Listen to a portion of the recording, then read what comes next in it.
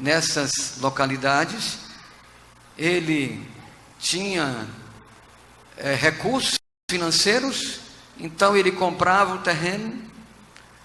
Meu trabalho era escolher os terrenos, as localidades, comprar os terrenos para ele, e eu ia fazer isso nessas quatro lugares.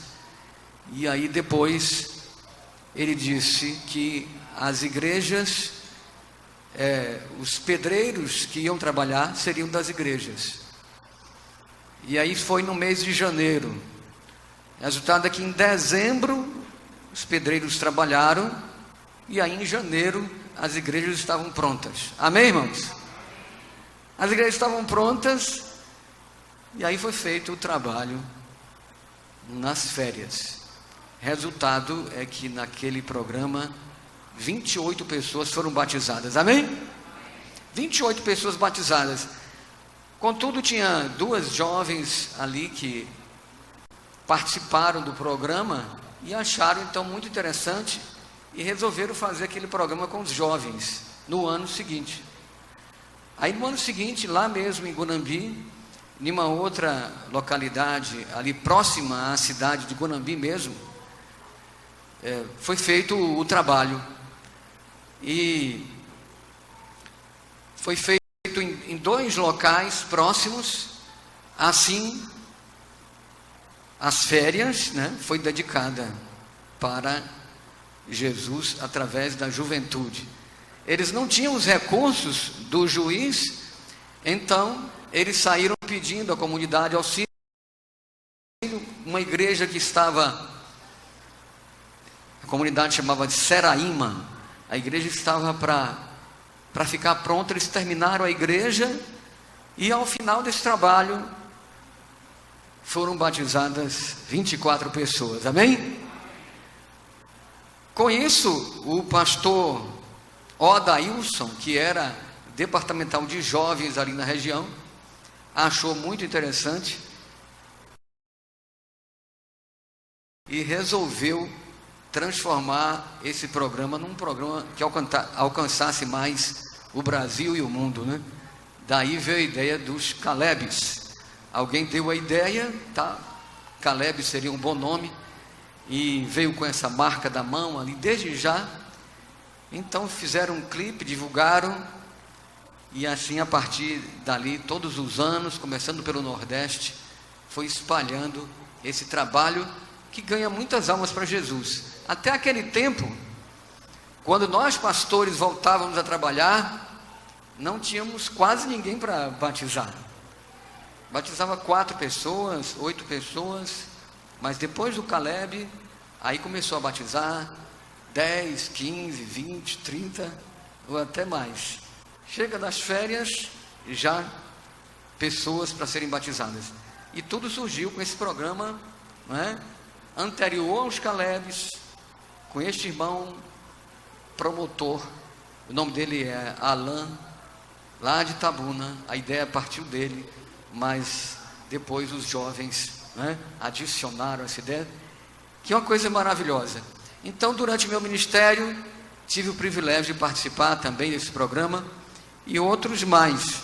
E agora estou aqui para estar com vocês, Estar com vocês da agora por diante, porque há muito tempo longe da família, agora a alegria está mais perto. Então eu pensei em morar aqui, porque aqui está minha filha Tirza, minha filha Tímina, 2 netinhos, o Daniel e o Miguel, e os meus genros também são pessoas maravilhosas, o James e o Koval.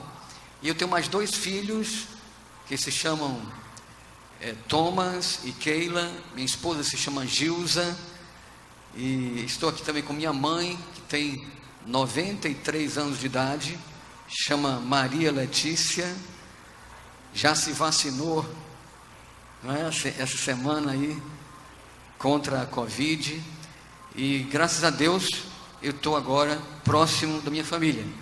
Depois de passar 36 anos rodando aí pelo mundo, agora estou perto dos meus familiares. E da agora por diante é uma alegria, né? Que vamos estar perto deles. E estou aqui em Tatuí para estar com vocês também, fazer amizades, sermos amigos e nos prepararmos para a volta de Jesus, que será logo em breve. Amém?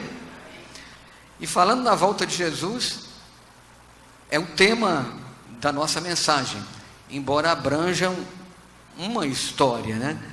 Vocês abram a Bíblia aí em Daniel, no capítulo 2.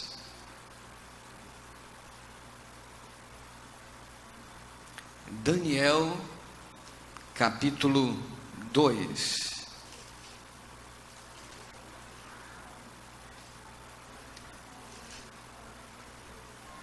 Muitos de vocês talvez já tenham lido com cuidado todo esse texto do capítulo 2. Outros talvez tenham lido superficialmente.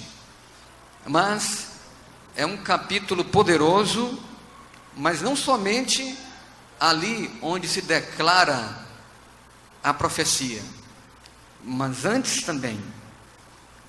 Vejamos, no segundo ano do reinado de Nabucodonosor, teve este um sonho. O seu espírito se perturbou e passou-se-lhe o sono. Vamos imaginar um rei poderoso, Nabucodonosor, de repente agora ele se perturba no sono dele com um sonho, mas acordou sem lembrar o sonho. Mas ele sabia que o sonho tinha sido maravilhoso, só que ele não conseguia se lembrar. Com algum de vocês já ocorreu isso, de acordar e não se lembrar do sonho, e querer se lembrar e não conseguir, estava sendo maravilhoso, de repente o sonho acabou, o sono acabou? Não é? Acontece. E agora o rei, ele tinha lá no seu reinado pessoas consideradas sábias. E diz aqui, então o rei mandou chamar os magos, mandou chamar os encantadores, mandou chamar os feiticeiros e mandou chamar os caldeus, pessoas consideradas inteligentes e sábias, e que ele acreditava que poderia dizer tanto o sonho como a interpretação do sonho. De forma que, diz a palavra de Deus, eles vieram e se apresentaram diante do rei. Disse-lhes o rei: tive um sonho, e para sabê-lo está perturbado o meu espírito. Os caldeus disseram ao rei em aramaico. Interessante, é que daqui por diante, até mais lá, se não me engano, capítulo 6 ou 7, muda a língua em que foi escrito esse livro, Daniel. Até aqui estava sendo hebraico, daqui em diante passa a ser aramaico. É justamente daqui. Os caldeus disseram ao rei em aramaico: ó rei, vive eternamente. Dize o sonho a teus servos, e daremos a interpretação. Vejam o que os caldeus queriam: que o rei dissesse o sonho, e daí eles dariam a interpretação. Se a gente raciocinar, se alguém aqui teve um sonho,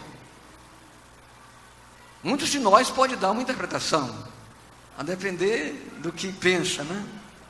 Claro que se fosse dito o sonho, os caldeus diriam a interpretação, como se fosse pura verdade.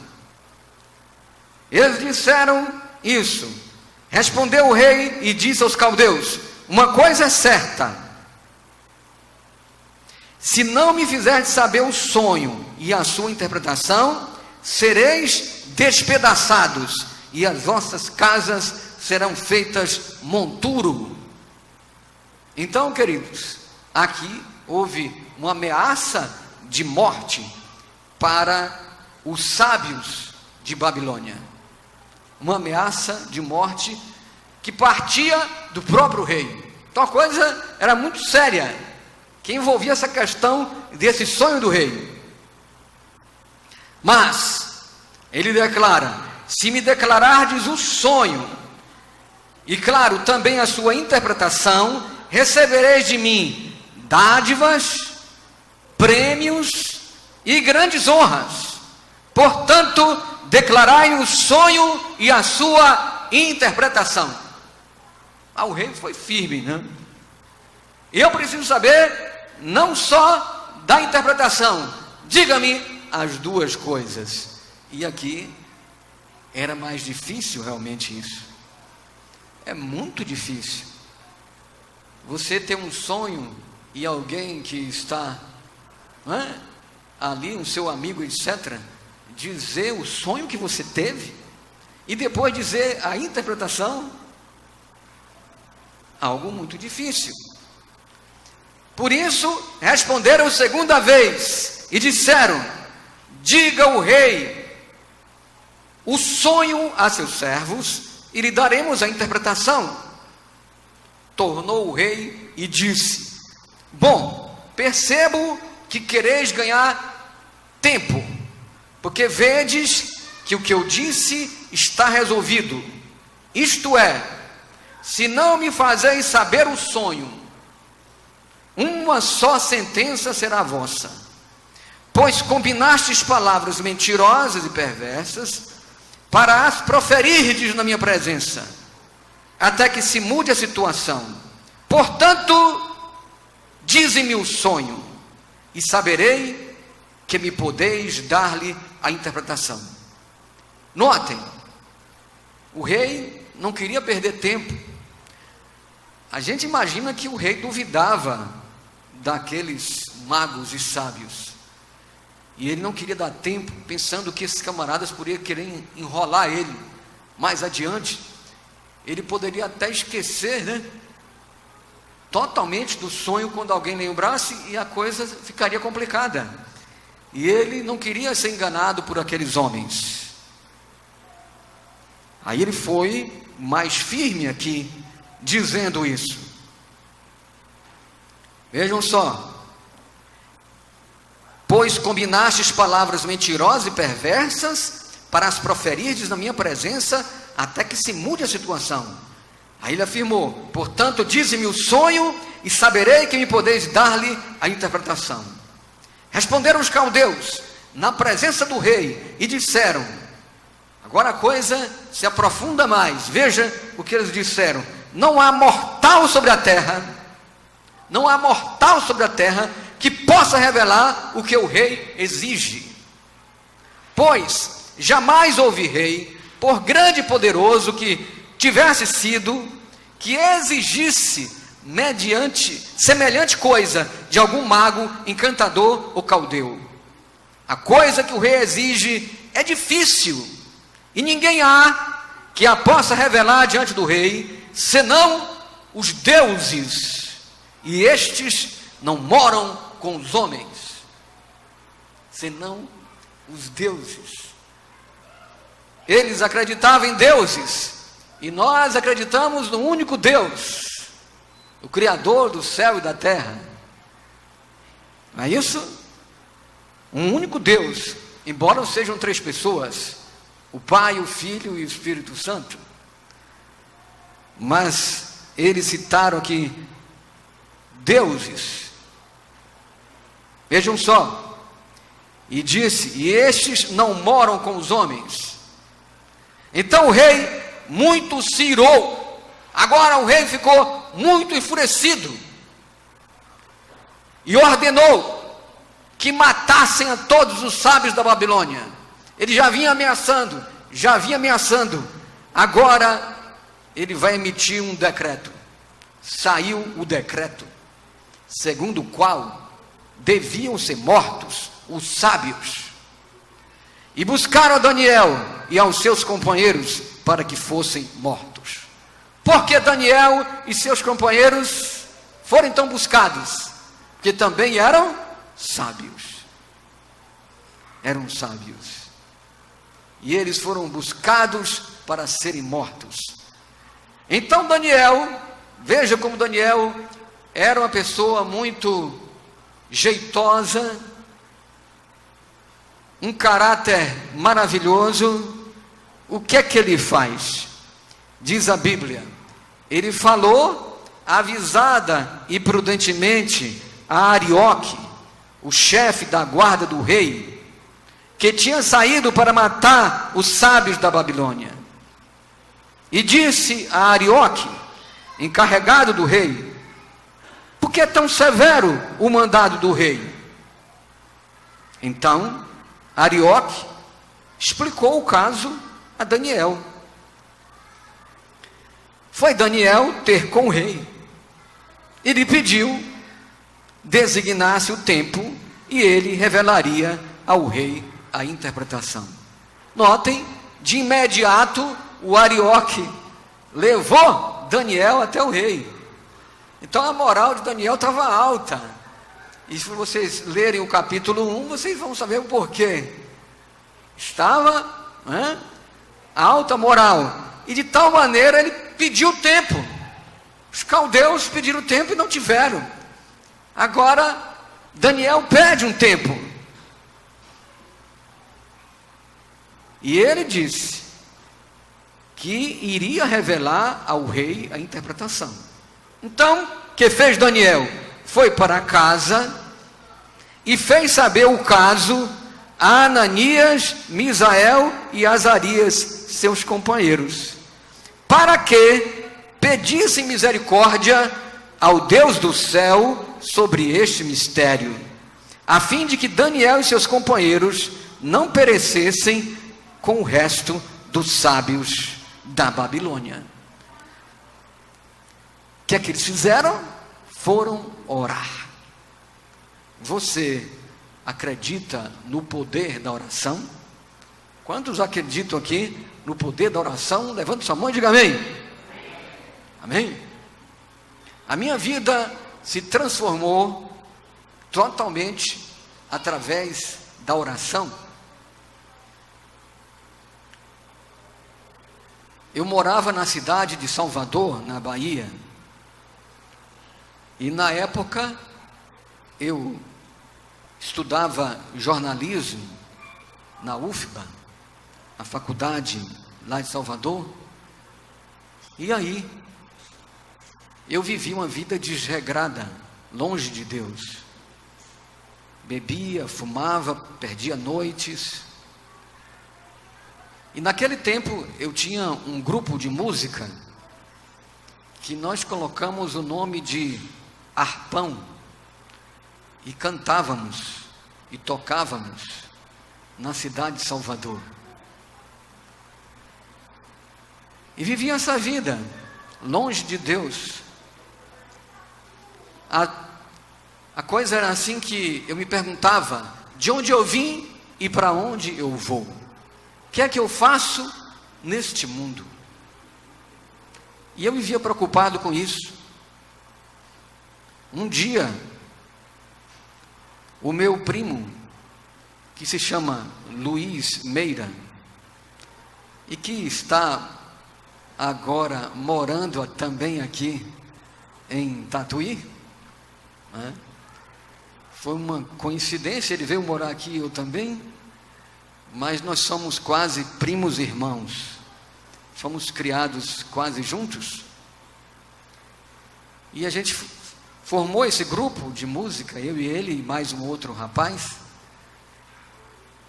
e ele morava em Jequié, na Bahia, e eu em Salvador.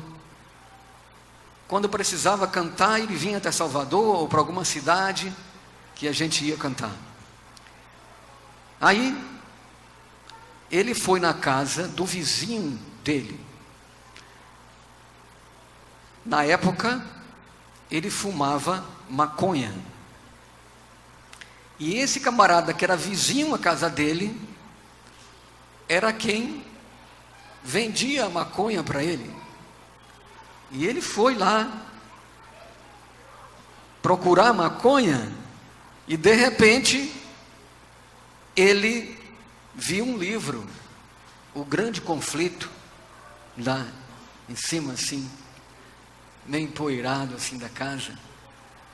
E aí ele pediu emprestado e o amigo acabou emprestando para ele. E ficou curioso, o nome do livro, O Grande Conflito. E ele começou a ler o livro, e começou a gostar do livro. E assim, ele ia para um alto da cidade, levava os amigos dele, e aí fumava maconha e lia O Grande Conflito. Imagina. E fizeram isso algumas vezes, até que eles pediram poder a Deus para deixar esse vício, e começaram a deixar, e a ficar com todas as lindas verdades do Grande Conflito. E aí eles descobriram que a igreja que tinha produzido o livro O Grande Conflito era a Igreja Adventista do Sétimo Dia. E tinha na cidade, tem, né? Hoje lá tem 4 distritos na cidade de Jequié, distritos pastorais, né? Aí eles descobriram a igreja e foram para a igreja. Aí o meu primo pensou assim: eu vou enviar esse livro pelo correio para meu primo Tomás, lá em Salvador. Então ele pegou o livro e, junto com um folheto chamado Urgente, quem lembra desse folheto aí? Levanta a mão. Alguns lembram do folheto Urgente. Era um folheto que tinha uma figura linda da volta de Jesus, né? E umas mensagens poderosas. Pegou esse folheto Urgente e enviou, junto com o livro O Grande Conflito. Assim, eu recebi o livro, e eu fiquei impactado também com o título do livro, e comecei a ler o livro, e a gostar do livro cada vez mais que lia, gostava. Só que eu fiquei com uma pergunta: esse livro é um livro profético. Eu percebi ao chegar no meio do livro, e aí eu pensei, esse livro vai falar sobre o fim do mundo. E eu não queria saber sobre o fim do mundo, porque eu vivia uma vida desregrada e eu achava que eu ia ser condenado como pecador. E aí eu não quis ler o final do livro, e coloquei assim na prateleira, assim da minha estante.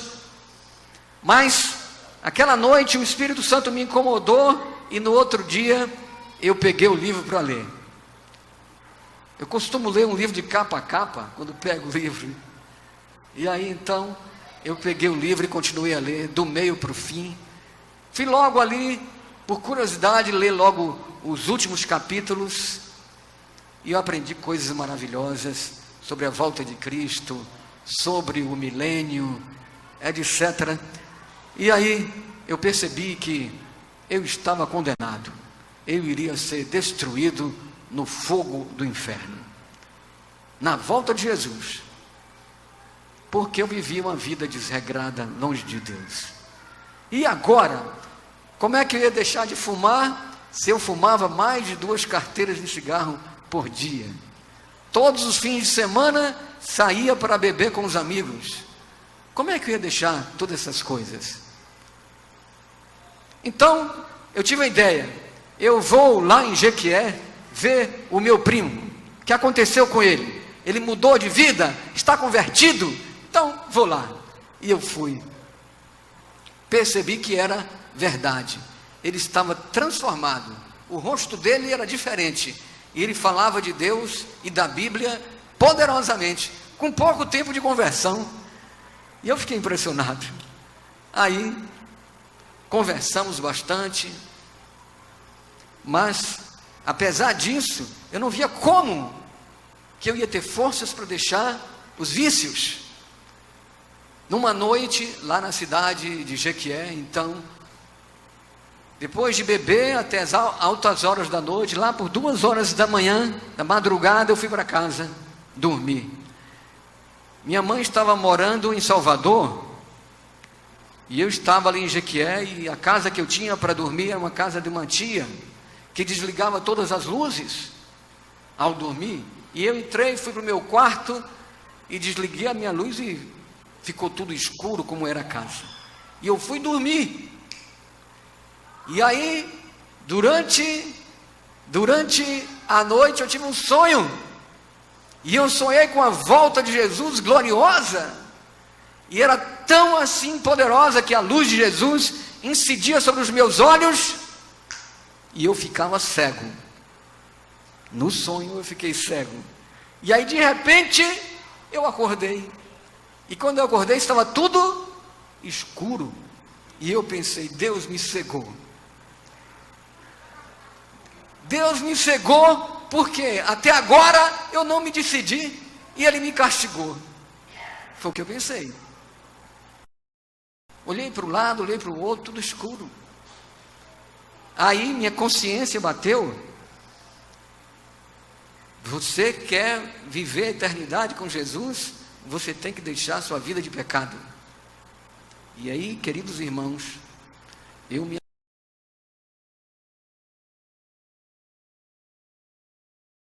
ajoelhei para orar. Como Daniel, Ananias, Misael e Azarias, aí numa situação difícil, levantei.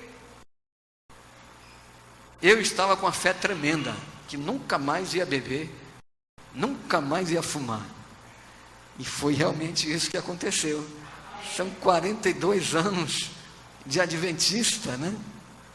Adventista, do 7º dia, amando essa igreja e pregando essa verdade para o mundo.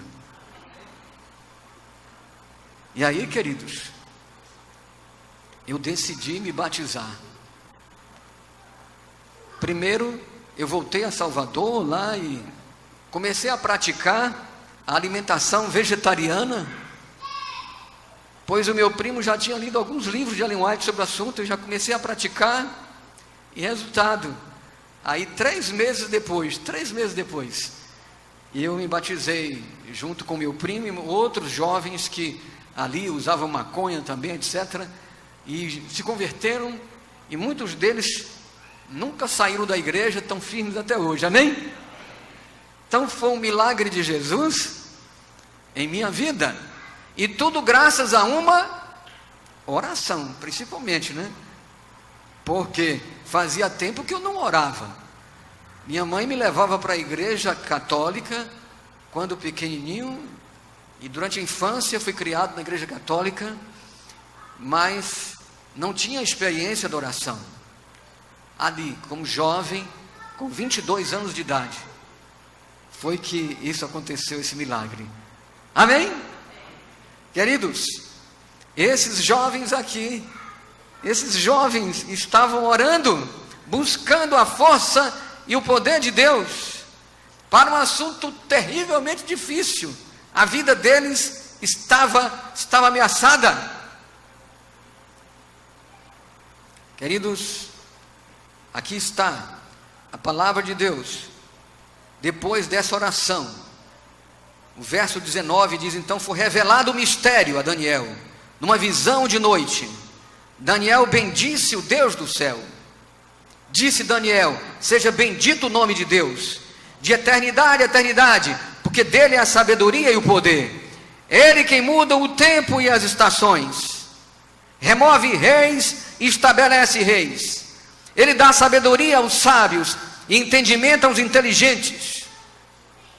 Ele revela o profundo e o escondido, conhece o que está em trevas e com ele mora a luz. A ti, ó Deus de meus pais, eu te rendo graças e te louvo, porque me deste sabedoria e poder. E agora me fizeste saber o que te pedimos, porque nos fizeste saber este caso do rei. Que coisa maravilhosa! Saber o caso do rei. Agora eu pergunto a vocês: o fato da gente conhecer a verdade não é semelhante ao que Daniel passou a conhecer ali? A igreja adventista do 7º dia é uma igreja com sabedoria escatológica, sobre as coisas do fim do mundo. E o livro O Grande Conflito me deu isso. E a Bíblia, para onde o livro me levou. E nós também, ao conhecermos essa verdade, é algo semelhante o que ocorreu ali. Note que o sonho foi dado, presta atenção, o sonho foi dado para uma pessoa ímpia, para um pecador. Isso mostra que Deus tem misericórdia e dá sonhos às pessoas que ainda não conhecem a verdade, como aconteceu comigo. E ele queria salvar Nabucodonosor, e por sinal, Nabucodonosor também se converteu. Diga amém. Se converteu. Coisa difícil, um rei se converter, um presidente da república se converter, pois se converteu também por causa de um sonho, e por causa do testemunho daqueles servos de Deus, Daniel, Ananias e os outros, né? Que coisa fabulosa. Nós estamos diante de um relato muito poderoso da palavra de Deus. Queridos, aqui está. Por isso Daniel foi ter com Arioque, ao qual o rei tinha constituído para exterminar os sábios da Babilônia. Entrou e lhe disse: não mates os sábios da Babilônia, introduze-me na presença do rei. O rei tinha dado tempo para ele, agora ele voltou. E revelarei ao rei a interpretação. Então Arioque depressa introduziu Daniel na presença do rei e lhe disse: achei um dentre os filhos dos cativos de Judá, o qual revelará ao rei a interpretação. Todos confiavam em Daniel. Vejam, respondeu o rei e disse a Daniel, cujo nome era Beltesazar: podes tu fazer-me saber o que vi no sonho e a sua interpretação? Respondeu Daniel na presença do rei e disse: o mistério que o rei exige, nem encantadores, nem magos, nem astrólogos o podem revelar ao rei. A verdade dos últimos dias, ninguém pode revelar assim, não. É quem conhece a verdade, quem está com a verdade. E nós fomos chamados, como povo remanescente, a pregar essa verdade. Somos nós que estamos revelando aos reis, às pessoas comuns, etc, etc. A verdade está conosco. Diga amém. Está com o povo de Deus. Mas nós temos que viver essa verdade, tanto quanto viviam Daniel e seus companheiros.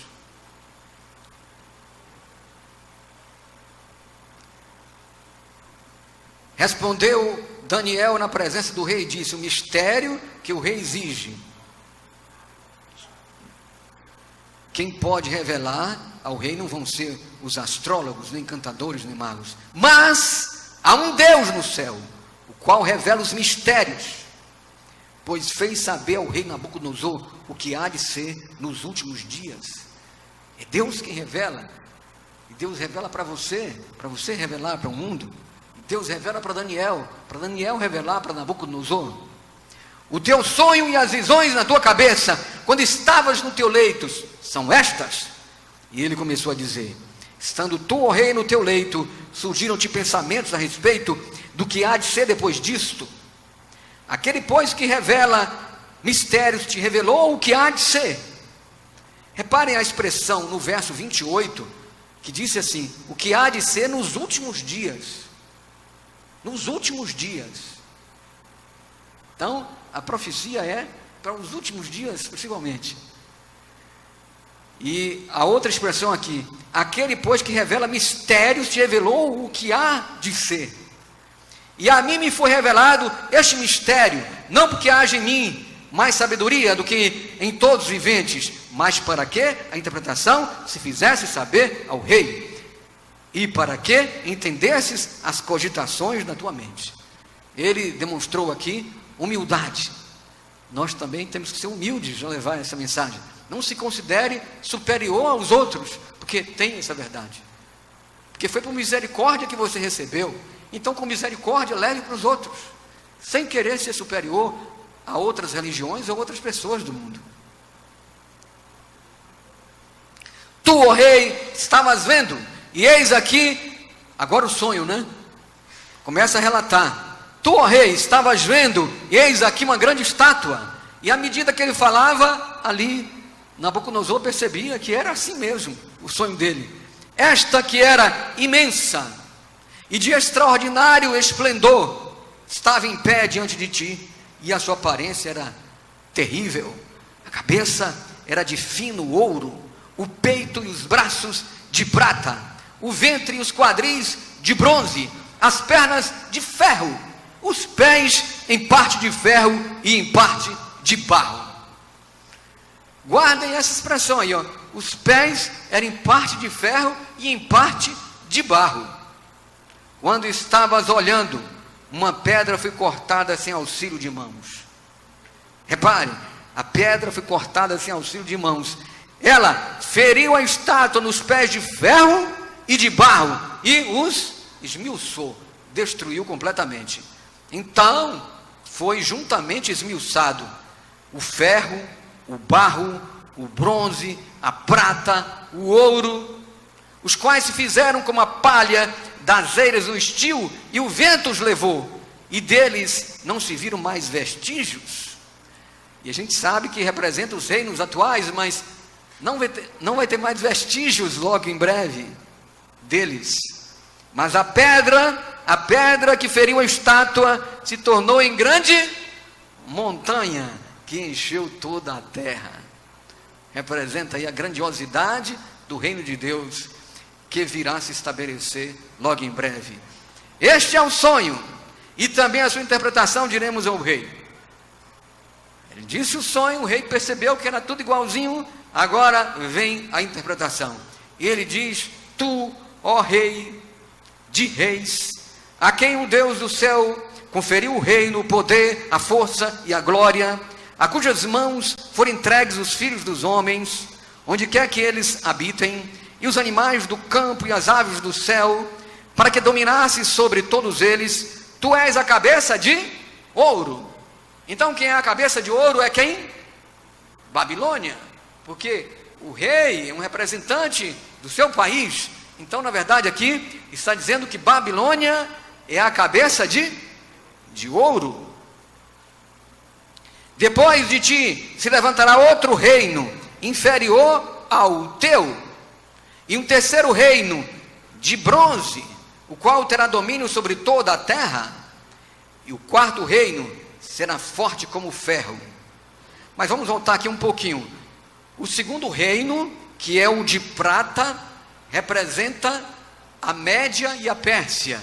Por isso, dois braços, né? O peito. O segundo reino que depois conquistou Babilônia, a Média e a Pérsia.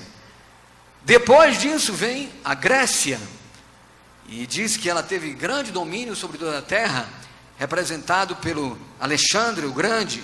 O quarto reino, e agora esse daí, será forte como ferro, pois o ferro a tudo quebra e esmiuça. Como o ferro quebra todas as coisas, assim ele fará em pedaços e esmiuçará.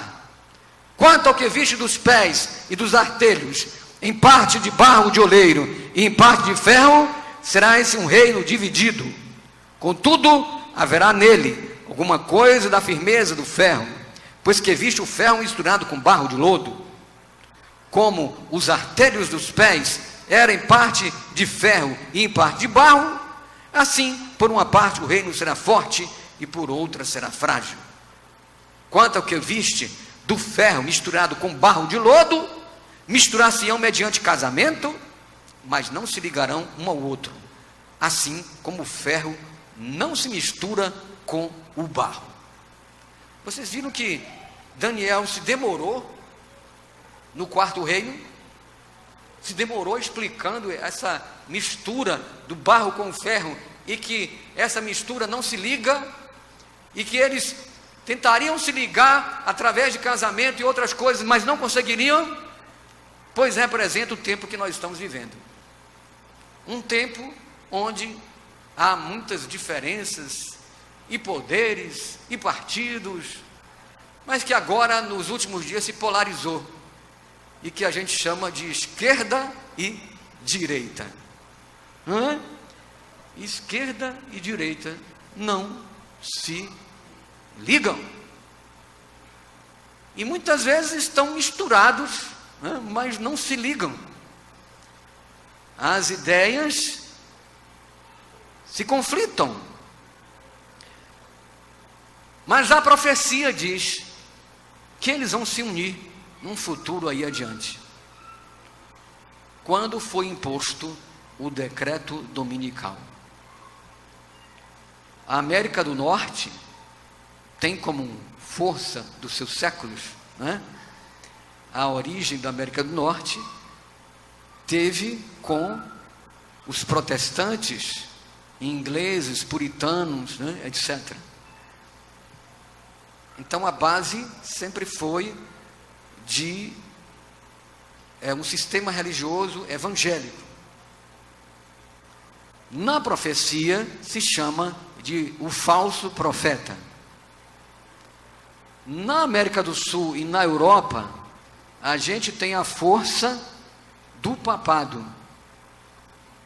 que perseguiu grandemente a igreja durante a Idade Média, e que perdeu o poder em 1798, mas está voltando gradativamente a ser reconhecido mundialmente, a ponto de ser reconhecido pelos próprios Estados Unidos da América do Norte, que se diz um país protestante. Interessante é que um pregador atual adventista começou a ver detalhes agora dos últimos dias, né? Que o atual presidente dos Estados Unidos, o Joe Biden, ele diz que é católico e jesuíta, e o Papa atual católico vocês sabem, mas também é jesuíta. São algumas coincidências, porque o jesuitismo que mais perseguiu as igrejas evangélicas no passado, os reformadores, etc. Então a profecia está caminhando para essa junção.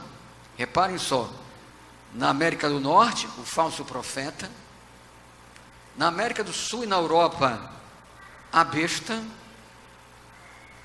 e nos países do Oriente Médio, etc., o dragão, o espiritismo. E tudo isso junto. Não vai ser difícil se unir para, saindo o decreto nos Estados Unidos, depois todos aceitarem. É um cenário profético de que a volta de Jesus está mais próxima. Diga amém. Agora, nós devemos nos preparar. Assim como Daniel, Ananias, Misael e Azarias oraram, nós devemos orar mais agora. Orar mais. Para buscar estar firme nesses últimos dias. E nós temos que estar preparados, porque o decreto também será um decreto de prisão, de morte. E se nós não conseguirmos fugir na época da fuga, nós estaremos nas cidades, sujeitos a ser preso e até ser morto. Por isso, nós temos que nos preparar para o que der e vier, da agora para frente, ao lado de Deus. Assim como Daniel e os seus companheiros foram vitoriosos, nós haveremos de ser também, amém? E estaremos alegres e felizes no dia da volta de Jesus para abraçá-lo e viver a eternidade. Por isso diz o verso 44, mas nos dias destes reis, o Deus do céu, note, nos dias do ferro e do barro, que se mistura mas não se liga, é justamente nesse tempo que o Deus do céu suscitará um reino que não será jamais destruído. Este reino não passará a outro povo, esmiuçará e consumirá todos estes reinos, mas ele mesmo subsistirá para sempre, amém? E o que é 70 anos, 80 anos, 90 anos, 100 anos nessa terra, comparados com a eternidade? 1000 anos no céu, bilhões de anos, trilhões de anos vivendo a eternidade. E quando estivermos juntos lá, aqui eu posso dizer que conheço a Ellen. Quem mais que eu já estou conhecendo aqui? O irmão Jama, não é isso? Jama. Então, nós vamos conversar lá. Você se lembra daquele dia que a gente pregou na igreja central de Tatuí, etc.? Se lembra dos problemas que a gente enfrentava lá? Bilhões de anos vivendo na eternidade. Ninguém vai lembrar mais de tanto problema que atravessa aqui. Agora, o nosso Deus é superior a todos os problemas que a gente enfrenta. E por mais que pareça para nós grandes os problemas, eles são pequenininhos diante do nosso Deus. Amém? E diante desses problemas que vêm pela frente, esses problemas não são nada para Deus. Por mais forte que sejam os regimes políticos, eles não são nada diante do poder de Deus. O que é um poder terrestre comparado com o poder universal, como de Jesus, do Pai e do Espírito Santo? Então, queridos, o grande Deus fez saber ao rei o que há de ser futuramente. Certo é o sonho e fiel a sua interpretação. E o que aconteceu? O rei Nabucodonosor se inclinou e se prostrou em terra perante Daniel e ordenou que lhe fizesse oferta de manjares e suaves perfumes. Foi honrado Daniel. Disse o rei a Daniel: certamente o vosso Deus é o Deus dos deuses e o Senhor dos reis e o revelador de mistérios, pois pudeste revelar este mistério. Então o rei engrandeceu a Daniel e lhe deu muitos e grandes presentes, e o pôs por governador de toda a província da Babilônia. Assim como José no Egito, Daniel se torna governador de Babilônia, como também o fez chefe supremo de todos os sábios de Babilônia. A pedido de Daniel, também foi constituído importantes funções a Sadraque, Mesaque e Abidnego. Mas Daniel é quem permanecia na corte do rei. Um homem de Deus, Daniel, um dos mais nobres da Bíblia. Você quer ser uma pessoa de Deus como Daniel? Você quer amar a Jesus e a Deus como Daniel? Quer permanecer firme seguindo a Ele? Enquanto você vive aqui na terra, quantos querem? Levanta sua mão e diga amém. Agora uma pergunta: quantos já são batizados na igreja adventista do sétimo dia? Levanta sua mão aí. Quantos são batizados?